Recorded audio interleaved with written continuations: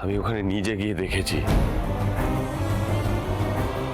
ওদের মা আর ওদের মায়ের ওই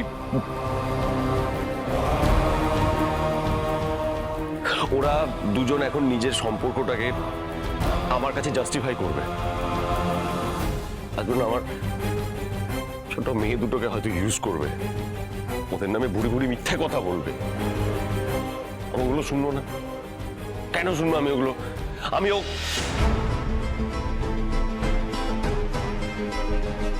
না, যে ডিসিশনটা আমি নিয়েছি, আমি একা থাকবো, ভালো থাকবো, আমি সেটাই করবো যেটা আমি ঠিক করেছি।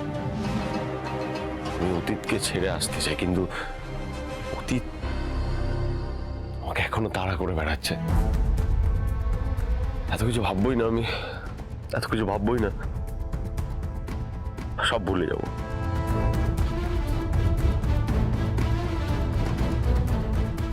স্যার, একটা সত্যি কথা বলবেন স্যার? সব ছেড়েও কি আপনি ভালো আছেন? দীপা,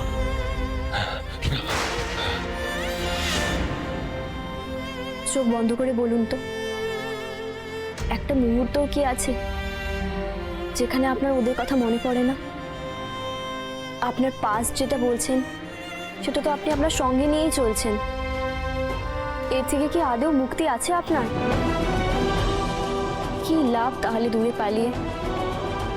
পারছেন না তো নিজেকে সামলাতে, আর পারবেন বলেও মনে হয় না। তোকে এসবের থেকে মুক্ত হতে হবে দীপা, তোকে এসব। আমাকে আর কিছু বলো না অর্জুন, আমি আর শুনতে চাই না। কেন শুনতে চাস না? কেন এতক্ষণ তো শুনতে চাইছিলি, বারবার করে একই প্রশ্ন করে গেছিস, তাহলে এখন শোন। আমি কিন্তু চেষ্টা করেছিলাম, বারবার চেষ্টা করেছি। প্লিজ তুমি থামো এবার, প্লিজ চুপ করো। আমি চুপ করলে সারাক্ষণ যে মানুষটার কথা ভাবিস তার থেকে তুই মুক্তি পাবি। আর না, দয়া করে তুমি চুপ করো প্লিজ, অর্জুন চুপ করো। একটা কথা জানিস দীপা, সূর্য আমার কথা শুনে ওই মুহূর্তে ওখানে দাঁড়িয়ে যদি নিজের ডিসিশন চেঞ্জ করে তোর কাছে ফিরে আসতো, সব থেকে খুশি আমি হতাম। তুই খুশি হতি, সোনা রূপা ওদের বাবাকে ফিরে পেয়ে খুশি হতো। এর থেকে আনন্দের আমার কাছে আর কিছু নেই। আমি সবসময় তোদের ভালোই চেয়েছি। এমনিতেও আমার চাপ। I love you Arjun. রূপা,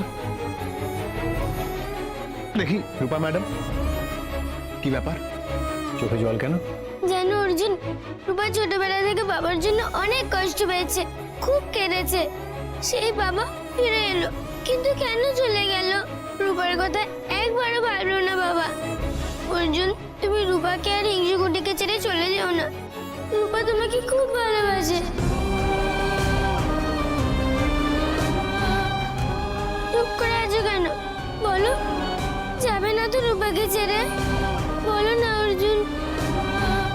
আমি সবসময় চেষ্টা করব তোমাদের পাশে থাকার, তোমাদের গায়ে কোনো আঁচও লাগতে দেব না। তুমি কথা দিচ্ছ তো অর্জুন? কথা দিচ্ছি।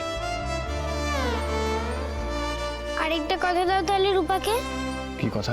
তুমি আর কোনোদিনও ভুল করো বাবাকে রূপার কথা বলবে না। যদি দেখা হয় রূপার কথা ওঠে, তাহলে বলবে রূপা ভালো আছে, বাবাকে ছাড়া খুব ভালো আছে। রূপা,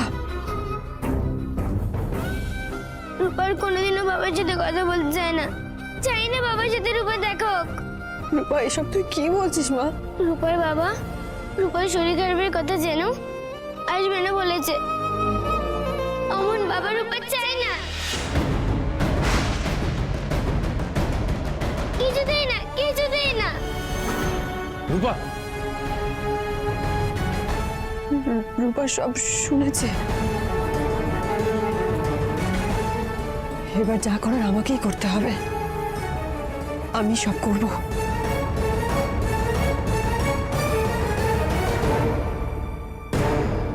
অর্জুন, অর্জুন, তুমি যা করেছো একদম ঠিক করেছো। ভালো করেছো, দীপাকে কিছু বলনি। কাউকে কিছু বলার দরকার নেই। শুধু আমাকে বলো, একবার বলো সূর্য কোথায় আছে। আমি সূর্যকে একবার চোখে দেখা দেখব। আমি তোমার কাছে হাত জোড় করে আর্জি জানাচ্ছি, আমার ছেলে যাই করে থাকুক না কেন, ও আমার খুব প্রিয়, আমার আমার খুব আদরের সন্তান। তুমি আমার কথা মনে রেখেছো তো? আমি তোমাকে যেটা বলে এসেছিলাম। সূর্য কোথায় আমি জানি না। তুমি আমায় বলবে না, তাই তো? জানলে বলতাম, কিন্তু আমি সত্যি জানি না ও এখন কোথায় কোথায় থাকে। দীপাকে যেই হেলথ সেন্টারে নিয়ে যাওয়া হয়েছিল ও সেই হেলথ সেন্টারের ডাক্তার নয়, তবে হতে পারে ও আশেপাশে ওখানেই অন্য কোনো হেলথ সেন্টারে কাজ করে। হ্যাঁ হ্যাঁ, সেটাই বলো আমায়, তাহলে আমি সূর্যকে অন্তত। থাক না, থাক লাবণ্য, এসবের কোনো দরকার নেই। রবির, তুমি শোনো লাবণ্য, আমি সূর্যকে নিয়ে কোনো কথাই বলতে চাইছি না। দেখা করতে যাওয়া তো অনেক দূরের বিষয়। আন্দাজ পাওয়া গেছে সূর্য কোথায় আছে, আমরা অন্তত একটা ফোন করেছে ও।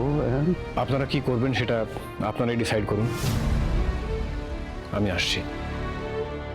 না, শোনো শোনো, অর্জুন অর্জুন অর্জুন।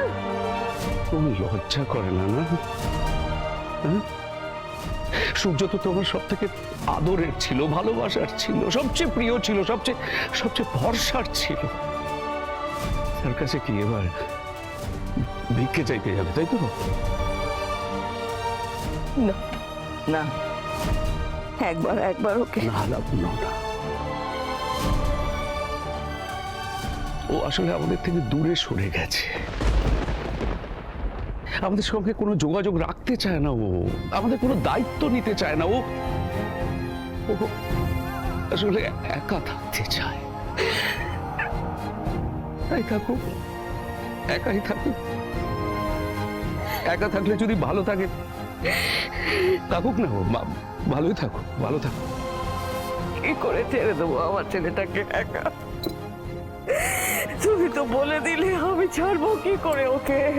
আমার ছেলে, আমি ওর মা। আপনারা সবাই কিছু না কিছু অপরাধমূলক কাজ করে এখানে এসেছেন, আর আমি আশা করব যে আপনারা নির্দিষ্ট সময়সীমা পার করে আবার আপনাদের সুস্থ স্বাভাবিক জীবনে ফিরে যাবেন। আপনাদের মানসিক উন্নতির জন্য প্রত্যেক বছর জেলে কিছু না কিছু প্রোগ্রাম করা হয়, আর এটা আমি বললাম আপনাদের নতুনদের জন্য। আপনারা যারা পুরনো তারা সবাই জানেন যে নারী দিবসের উৎসব কত বড় উৎসবের মতো করে এই অনুষ্ঠানটা আমরা পালন করে থাকি। একটু আস্তে, আমার কথা এখনো শেষ হয়নি। এবছর 8ই মার্চ আমাদের এই নারী দিবসের অনুষ্ঠানে বেশ কিছু বিশিষ্ট অতিথি আসছেন। স্যার, আমরা পার্টিসিপেট করব না? কি বোকা বোকা প্রশ্ন করছো? অনুষ্ঠানটা এখানকার মেয়েদের নিয়েই, সুতরাং তারাই তো সব করবে। না মানে, অনুষ্ঠানটা এরমভাবেই তৈরি করা হয় যে যে যা পারে সেই অনুযায়ী একটা লিস্ট তৈরি করা হয়, তারপরে সেটা নিয়ে প্ল্যান করা হয় যে অনুষ্ঠানটায় কি কি হবে। আপনি একটা কাজ করুন, যে যা করতে চায়, যেমন নাচ, গান, আবৃত্তি, সেই অনুযায়ী একটা লিস্ট তৈরি করুন। এটা নিয়ে পরে আলোচনা করব, ওকে? স্যার, আপনারা যারা যারা নাম দেবেন এখানে আসুন।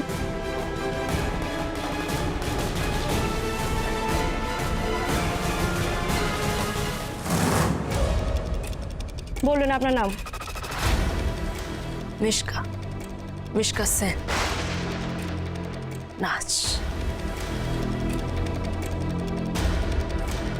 নেক্সট।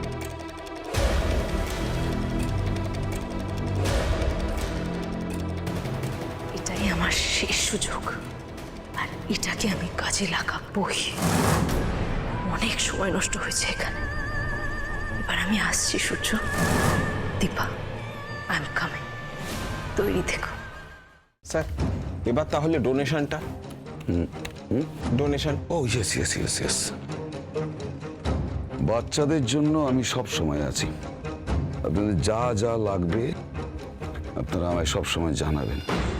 আমার আর কি বলুন, আমার তো এতেই আনন্দ। আসুন। Thank you sir. হ্যাঁ, আপনাদের কি যেন স্যার, আমাদের মেয়েদের একটা হোম রয়েছে, তার বেশিরভাগই অনাথ, কেউ আবার জানি জানি ওনাদের কথা শুনলে না আমার ভেতরটা কিরকম একটা হয় আর কি। আমি ঠিক সহ্য করতে পারি না। আমি মেয়েদের মা বলি। আমি জানি কারোর বাবা মা নেই, কারোর মাথার উপর ছাদ নেই, কেউ অত্যাচারিত। মায়েদের জন্য আমি খুব কষ্ট বোধ করি। আমি মায়েদের পাশে সবসময় ছিলাম, আছি এবং থাকবো। সত্যি স্যার, আপনার মতো মানুষ যদি আরো কয়েকজন থাকতো তাহলে কত মানুষের যে উপকার হতো।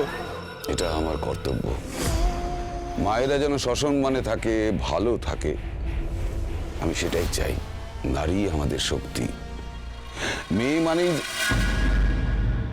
নমস্কার কুমার বাবু।